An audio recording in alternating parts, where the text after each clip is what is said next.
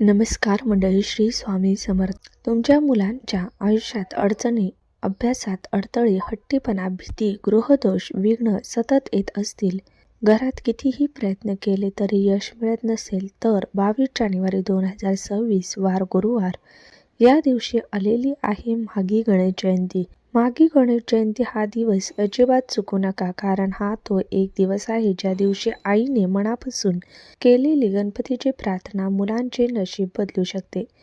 आजच्या या व्हिडिओमध्ये आपण जाणून घेणार आहोत माघी गणेश जयंतीचे महत्त्व. या दिवशी आईने मुलांसाठी कोणता एक अतिशय अचूक असा उपाय करायचा आहे, कोणती वस्तू गणपतीला अर्पण करायची आहे, जेणेकरून सर्व दोष, विघ्न, संकटे दूर होतील, मुलांच्या अभ्यासात जबरदस्त प्रगती होईल. त्यामुळे हा व्हिडिओ स्किप न करता शेवटपर्यंत पाहत रहा.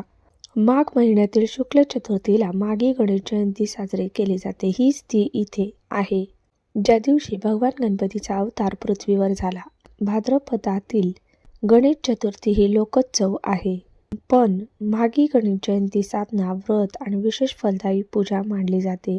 शास्त्रामध्ये स्पष्ट उल्लेख केला आहे की मागे तू गणनाथ्य जन्मोत्सव विशेषतः फलदायक, म्हणजे माघ महिन्यात गणपतीची पूजा केल्यास ती हजारो पटीने अधिक फल देते. माघी गणेश जयंती का अत्यंत महत्त्वाची आहे? कारण सर्व विघ्नांचा नाश होतो, विद्या, बुद्धी, स्मरणशक्ती वाढ होते, गृहदोष, पितृदोष, वास्तुदोष शमन होते, मुलांचे मन स्थिर होते, अभ्यासात लक्ष केंद्रित होते, भीती, चिडचिड, हट्टीपणा कमी होतो, आई वडिलांचे कष्ट सफल होते. विशेषतः आईने मुलांसाठी केलेली प्रार्थना या दिवशी कधीही निष्फळ होत नाही. माघी गणेश जयंतीच्या दिवशी सकाळी लवकर उठावे, अंघोळ करावी. अंघोळीच्या पाण्यामध्ये तुळशीचे पान किंवा गंगाजल टाकून अंघोळ करावी. स्वच्छता आणि सात्विकता या दिवशी खूप महत्त्वाची आहे. त्यामुळे मांसाहार टाळावा, कांदा लसूण टाळावा, खोटे बोलणे, वाद टाळावा. गणपतीची पूजा कशी करावी? पूजा म्हणजेच देवघर स्वच्छ करा, लाल किंवा पिवळे वस्त्र घाला, गणपतीची मूर्ती किंवा फोटो ठेवा, तुपाचा दिवा किंवा तिळाच्या तेलाचा दिवा लावा, दिवा पूर्व किंवा उत्तर दिशेला लावा. ओम गणपते नमः या मंत्राचा 11 वेळेस किंवा 21 वेळेस जप करा. गणपतीला 21 दुर्वा अर्पण करा. दुर्वा म्हणजे शांती आणि समृद्धी आणि बुद्धिमोदक अर्पण करा.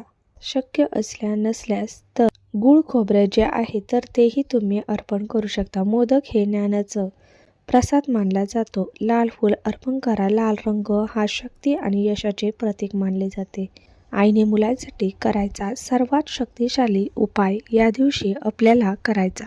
जर आईने या दिवशी मुलांसाठी गणपतीला ही वस्तू अर्पण केली तर त्यांची प्रत्येक क्षेत्रात प्रगती होईल, अडचणी, अडथळे, दुःख दूर होतील आणि त्याचबरोबर सर्व दोषातून सुद्धा सुटका होईल. तर या दिवशी बघा काय होतं, प्रत्येक आईला असं वाटतं की माझ्या मुलाची, माझ्या मुलींची प्रत्येक क्षेत्रात प्रगती व्हावी, कोणत्याही प्रकारच्या अडचणी या त्याच्या जीवनात नसाव्या. आणि त्याचबरोबर आपल्याला अशाही अनेक समस्या येतात की मुलांच्या हट्टीपणा, चिडचिडपणा जो आहे तर तो खूप मोठ्या प्रमाणामध्ये वाढलेला असतो. मुलं कोणाचंच ऐकत नाही, मोठ्यांचं, आईवडिलांचं ऐकत नाही. त्याचबरोबर अभ्यासात कुठेतरी अनेक प्रकारच्या समस्या येतात किंवा कुठेतरी ग्रह जे आहे तर ते कमजोर झालेले असतात. कुठेतरी अनेक जे नकारात्मकता आहे तर त्यांच्या जीवनामध्ये त्याचा प्रभाव जास्त प्रमाणात झालेला असतो. आणि या सर्व काही अडचणी असतात, हे सर्व जे काही संकट असतात ते सर्व संकट दूर करण्यासाठी माघी गणेश जयंती हा अतिशय महत्त्वाचा दिवस आहे.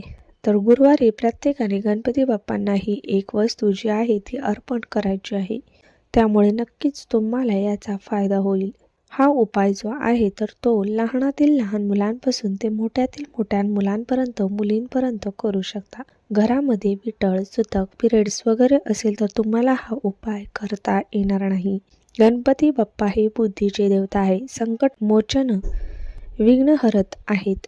गणपतीची सेवा ही घरामध्ये केल्यामुळे सर्व संकट आणि सर्व जे काही दोष आहे तर ते त्याचा तर त्याचा सर्व त्रासांपासून आपल्याला सुटका मिळत असते. आणि कोणताही उपाय ज्या वेळेस आपण करतो तर त्यावेळेस तो भक्तीने, श्रद्धेने आणि विश्वासाने करायचा असतो. त्यावेळेसच आपल्याला त्याचे जे फायदे आहेत तर ते बघायला मिळत असतात. तर असा हा प्रभावी उपाय कसा करायचा याची आपण माहिती घेऊया. यासाठी सर्वात प्रथम आईने किंवा घरातील कोणत्याही व्यक्तीने हा उपाय केला तरीही चालू शकतो. आता सर्वात प्रथम आपण ज्या पद्धतीने गणपतीची सेवा मी तुम्हाला सांगितलेली आहे त्या पद्धतीने करून घ्यायचं. अभिषेक शक्य असेल तर अभिषेक सुद्धा करू शकता. मूर्तीवरती किंवा गणपतीला या दिवशी अभिषेक जर केला तर गणेश तत्व जे आहे तर ते नक्कीच आपल्या घरामध्ये जागृत होतात आणि पृथ्वी तलावरती या दिवशी गणेश तत्व हे खूप जास्त प्रमाणामध्ये सक्रिय असणार आहे. त्यामुळे या तत्वांमध्ये केलेले उपाय हे खूप फायदेशीर असतात. या दिवशी घरामध्ये संकटनाशन, गणेश स्तोत्रम, त्याचबरोबर गणपती अथर्व शीर्षम आणि त्याचबरोबर ऋणमुक्ती, गणेश स्तोत्रम, ओम गण गणपती नमः या सर्व स्तोत्रांचा आणि मंत्राचं तुम्हाला पठण आवर्जून करायचं. पठण जर शक्य नसेल तर श्रवण जरी केलं तरी सुद्धा चालू शकतं. आता काय करायचं आहे, तुम्हाला सर्वात प्रथम गणपती बाप्पांची मूर्ती किंवा फोटोला गंध, फूल, अक्षता अर्पण करून घ्यायचे आहे. दिवसभरामध्ये सकाळी संध्याकाळी जेव्हा तुम्हाला टाइम भेटेल तेव्हा तुम्ही हा जो उपाय आहे तर तो करू शकता. तर तुम्हाला 21 दुर्वा घ्यायच्या आहेत. दुर्वा घेत असताना त्या व्यवस्थित असावा. एक दुर्वा जी आहे तर ती 3 काड्यांची बनलेली असते. तर त्या 21 दुर्वा तुम्हाला घ्यायच्या आहेत. 21 दुर्वा घेतल्यानंतर त्याची जी जोडी आहे तर ती आपल्याला आपल्या हातामध्ये धरायची आहे आणि गणपती बाप्पांच्या समोर बसायचं आहे. दिवा प्रज्वलित असावा आणि या दुर्वांच्या आहेत आणि या दुर्वा आहेत तर त्या आपल्या उंचळीमध्ये तुम्हाला ठेवायच्या आहे. दुर्वाचे देठाकडचा भाग आहे तर तो गणपती बाप्पाकडे करायचा आहे. दुर्वाकडचा भाग हा आपल्याकडे करायचा आणि त्यानंतर तुम्हाला गणपती अथर्व शीर्षम या ठिकाणी 11 वेळेस पठण करायचं आहे.